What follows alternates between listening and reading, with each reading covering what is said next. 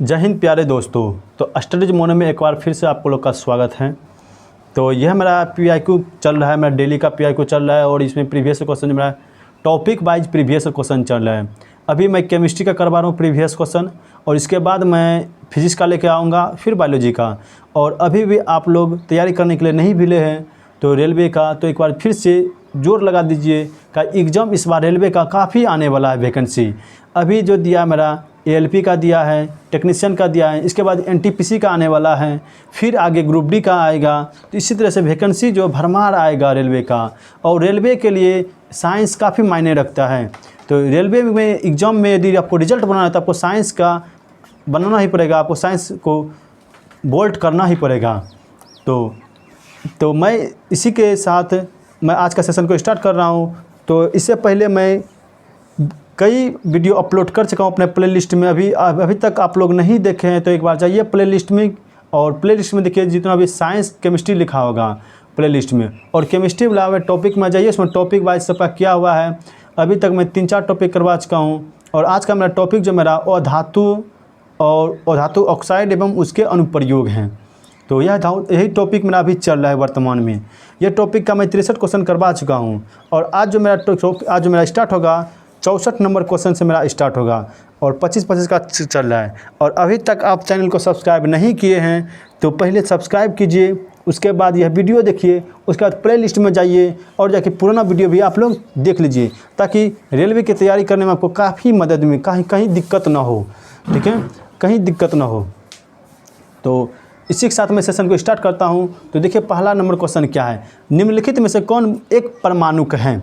एक परमाणु कहता है कि किसको कहा जाता है एक परमाणु को। देखिए कि जिसमें कि कोई नहीं हो, जैसे मान के हम एक परमाणु देखिए लिखते हैं हमसे H2 एक मेरा तत्व है। तो इसमें कितना परमाणु किसको बोला जाता है, जिसके यहाँ नीचे हम लटकल रहेगा, कोई न कोई लटकल रहेगा। एक लटकल रहेगा उसको एक परमाणु कहते हैं, 2 लटकल रहता है उसको द्विपरमाणु बोलते हैं, और 2 से अधिक लटका रहता है उसको बहुपरमाणु बोलते हैं। तो इसमें जो गंधक मतलब सल्फर, तो सल्फर में जो S8 होता है इसको बहुपरमाणु बोलते हैं।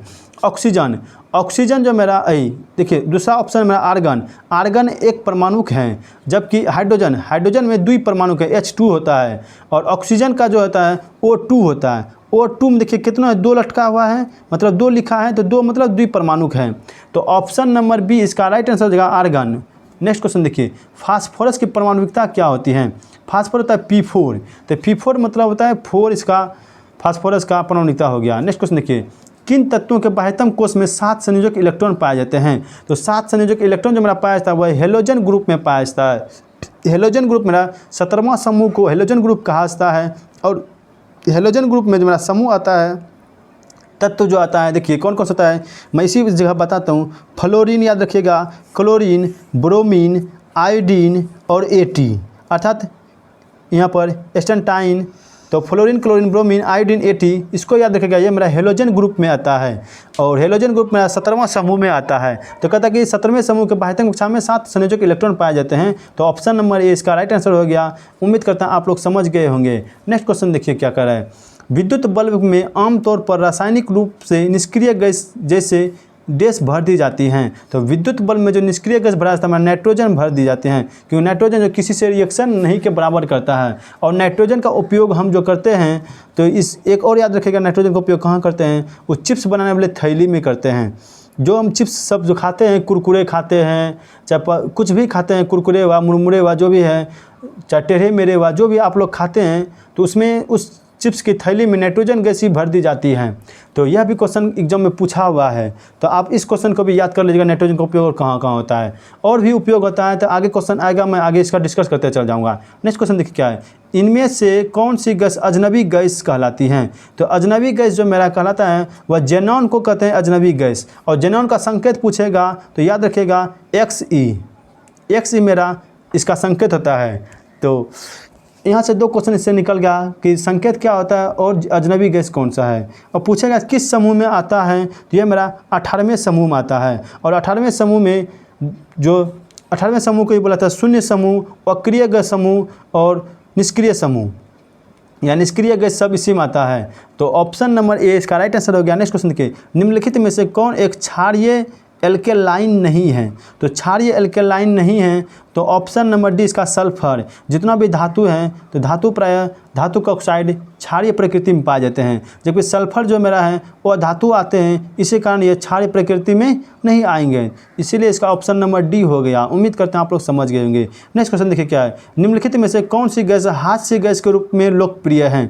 तो हास्य गैस जो बोलते हैं हम नाइट्रस ऑक्साइड अर्थात N2O का उपयोग हम करते हैं, नाइट्रस ऑक्साइड का उपयोग करते हैं कहाँ पर, हास्य गैस के रूप में, मतलब हंसाने वाली गैस के रूप में। रोगियों सबका जब ऑपरेशन किया जाता है उस समय यही गैस मार दी जाती है ताकि उसको उतना महसूस ना हो, N2O ही मार दिया जाता है, हाँ नाइट्रस ऑक्साइड। तो इसमें जो है ऑप्शन नंबर सी इसका राइट आंसर हो गया। उम्मीद करते हैं आप लोग समझ गए होंगे। नेक्स्ट क्वेश्चन देखिए, 4 तत्वों के इलेक्ट्रॉनिक विन्यास नीचे दिए गए हैं, निम्नलिखित में से कौन सा अधिक इलेक्ट्रोनेगेटिवी अर्थात नकारात्मक होगा। तो किसका होगा सबसे अधिक इलेक्ट्रोनेगेटिविटी।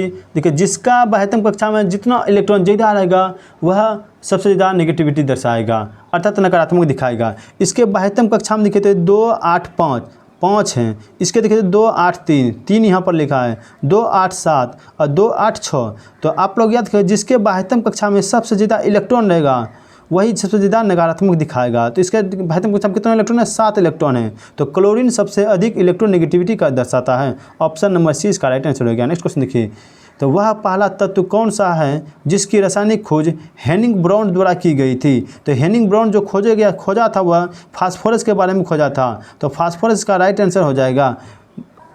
नेक्स्ट क्वेश्चन देखिएगा, कहता है कौन सा तत्व समूह 17 से संबंधित नहीं है। आइए हम इसको हम एक पेज के माध्यम से समझाते हैं 17वां समूह में कौन कौन सा आता है। तो 17वां समूह जो मेरा आता है, देखिए हम ऊपर में लिखे क्या 17वां समूह। तो 17वां समूह को ही बोला जाता है, पहले इसका नाम देखिए। 17वां समूह का है दूसरा नाम है हेलोजन समूह।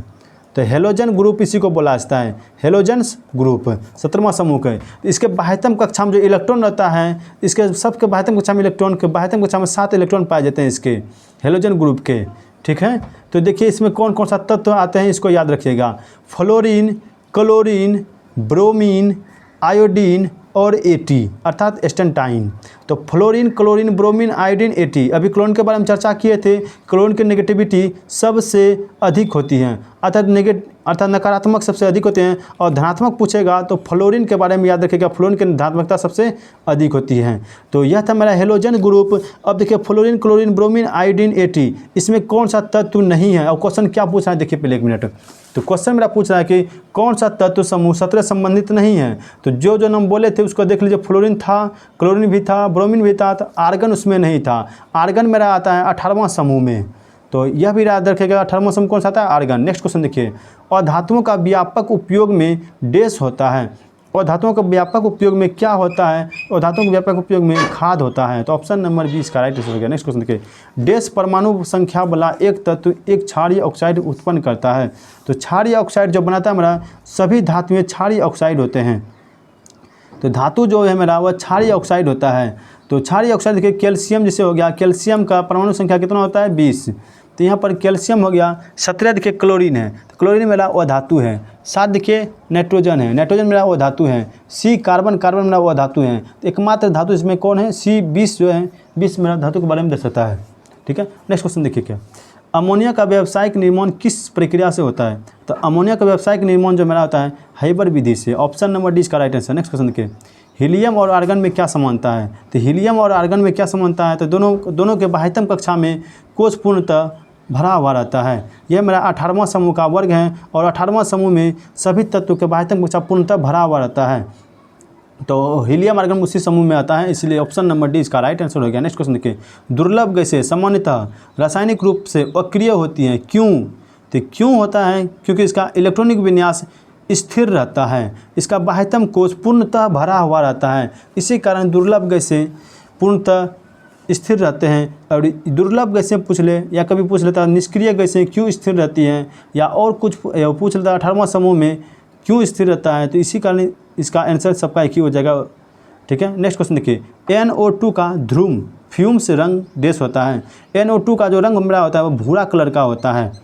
नेक्स्ट क्वेश्चन देखिए, रासायनिक प्रतीक P का अर्थ क्या होता है। P मतलब होता है फास्फोरस, P मतलब फास्फोरस, और इसका कभी परमाणु संख्या पूछेगा, फास्फोरस का परमाणु संख्या होता है 15 और द्रव्यमान संख्या होता है 31। तो परमाणु संख्या पूछे या द्रव्यमान संख्या पूछे, सब आपको याद करना है। तो इसमें पूछा है पी का अर्थ क्या होता है, पी मतलब फास्फोरस होता है। नेक्स्ट क्वेश्चन देखिए, निष्क्रिय गैसें डैश समूह में आते हैं। तो निष्क्रिय गैसें मेरा 18वें समूह में आते हैं, और 18वें समूह को ये बोला जाता है 8वां ए की बोलते हैं 18वां समूह, ठीक है। नेक्स्ट क्वेश्चन देखिए क्या है, फास्फोरस की परमाणुकता कितना होता है। फास्फोरस की परमाणुकता मेरा होता है चतुष्परमाणु का, मतलब P4। नेक्स्ट क्वेश्चन देखिए, इनमें से कौन सा आदर्श गैस नहीं है। तो आदर्श गैस कौन सा इसमें नहीं है, तो ब्रोमीन मेरा आदर्श गैस नहीं आता है। तो आदर्श गैस किसको बोला जाता है, तो जिसके 72 कक्षा में 0 इलेक्ट्रॉन पाए जाते हैं, अर्थात जो इलेक्ट्रॉन संतुष्ट हैं, जो अपना अष्टक पूरा करके बैठा हुआ है। अर्थात निष्क्रिय समूह में जितना भी तत्व आता है सब मेरा आदर्श गैस के रूप में जाना जाता है। तो निष्क्रिय समूह याद रखिएगा, 18वें समूह जिसको बोला जाता है, ठीक है। और इसको जो बोलते हैं तो 8A में इसको रखा गया है। तो ऑप्शन नंबर बी इसका राइट आंसर हो गया, इसमें का नहीं था तो इस ऑप्शन नंबर बी हो गया। नेक्स्ट क्वेश्चन देखिए, नाइट्रोजन के निम्न ऑक्साइडों में से किसको लॉफिंग गैस के रूप में जाना जाता है। तो लॉफिंग गैस के रूप में जानते हैं नाइट्रस ऑक्साइड, और नाइट्रस ऑक्साइड का सूत्र होता है N2O। तो ऑप्शन नंबर डी इसका राइट आंसर हो गया। नेक्स्ट क्वेश्चन देखिए, निम्नलिखित में से कौन सी गैस अक्रिय गैस नहीं है। तो अक्रिय गैस पूछे, देखिए एक पेज के माध्यम से आपको समझा देते हैं। तो आपको कभी भी यदि अक्रिय गैस के बारे में बोले, चाहे नोबेल गैस के बारे में बोले, चाहे 18वें समूह के बारे में बोले, चाहे 0 समूह के बारे में बोले, कुछ भी बोले आपको, सब में आपको सिर्फ यह तत्व याद रखना पड़ेगा। क्या, देखिए helium, neon, argon, krypton, xenon, radon. तो पहला आवर्त में हीलियम आता है, दूसरे आवर्त में मेरा नियोन आता है, तीसरे आवर्त में आर्गन, चौथा में क्रिप्टॉन, 5वां में जेनॉन और 6ठा में रेडॉन आता है। तो आवर्त भी कभी कभी पूछ लेता है, तो आवर्त भी आप लोग याद रखिएगा। और इस सब में कुछ भी पूछे सबका आंसर एक ही होता है। कहता है कौन सा तत्व नहीं है, क्या है, देखिए एक मिनट देख लेते क्वेश्चन क्या कर रहा है। तो क्वेश्चन कर रहा है कि कौन सी अक्रिय गैस नहीं है। तो कौन कौन इसमें था, हीलियम था ना, नियोन था, रेडॉन भी था। तो उसमें हाइड्रोजन का नाम नहीं किया गया चर्चा, तो हाइड्रोजन इसका राइट आंसर हो गया। नेक्स्ट क्वेश्चन देखिए, परमाणु संख्या 10, 18, 36, 54 वाले तत्व कहलाते हैं। तो 10, 18, 36, 54 वाले तत्व मेरा कहलाते हैं अक्रिय गैस से, निष्क्रिय गैस से जिसको बोलते हैं। तो ऑप्शन नंबर डी इसका राइट आंसर हो गया। नेक्स्ट क्वेश्चन देखिए, कौन से अधातु कमरे के ताप पर द्रव अवस्था में पाया जाता है। एकमात्र अधातु ब्रोमीन है जो कि कमरे के ताप पर द्रव अवस्था में पाया जाता है। और धातु यहाँ पर लिखा रहता है, तो धातु मारते पारा जो है मेरे कमरे के ताप पर द्रव अवस्था में पाया जाता है। तो आज का लास्ट क्वेश्चन है मेरा, 25वां नंबर क्वेश्चन है। आप लोग अभी भी चैनल को सब्सक्राइब यदि नहीं किए हैं तो एक बार ज़रूर चैनल को सब्सक्राइब कर लें और बेल आइकन को जरूर दबा दें, ताकि वीडियो जब भी मैं अपलोड करूं सबसे पहले मैं आप ही के पास ये वीडियो पहुंचे, ठीक है। तो और ज़्यादा से ज़्यादा इसको शेयर कीजिए अपने दोस्तों के साथ, क्योंकि रेलवे का एग्ज़ाम काफ़ी नज़दीक आ गया और जितना आदमी जानेगा उतना आपको फ़ायदा होगा, सबको फ़ायदा होगा। तो देखिए लास्ट क्वेश्चन क्या है, देश का प्रशीतन रेफ्रिजरेटर में किया जाता है। तो रेफ्रिजरेटर में जो प्रशीतन के रूप में करते हैं, अर्थात ठंडा करने के लिए जो यूज करते हैं हम, किसका उपयोग करते हैं, क्लोरोफ्लोरोकार्बन का, इसे बोलता है CFC। CFC जो है सबसे अधिक यदि किसी को नाश कर रहा है तो CFC वह है ओजोन परत को। तो ओजोन परत के बारे में पूछा जाता है सबसे हानिकारक कौन सा है, तो CFC ही है। और इसका भी प्रशीतन के रूप में भी यूज करते हैं CFC का ही। तो इसका जो होगा CFC मतलब क्या बोले, C से क्लोरो, F से फ्लोरो, C से कार्बन, क्लोरोफ्लोरोकार्बन इसका राइट आंसर हो जाएगा। ऑप्शन नंबर ए इसका राइट आंसर। तो यह था मेरा आज का सेशन, 25 का सेशन। तो सेशन आपको अच्छा लगे तो एक बार ज़रूर लाइक कीजिएगा और कमेंट कीजिएगा। इसी के साथ आज सेशन को यहाँ पर समाप्त करते हैं, मिलते हैं नेक्स्ट सेशन में। जय हिंद।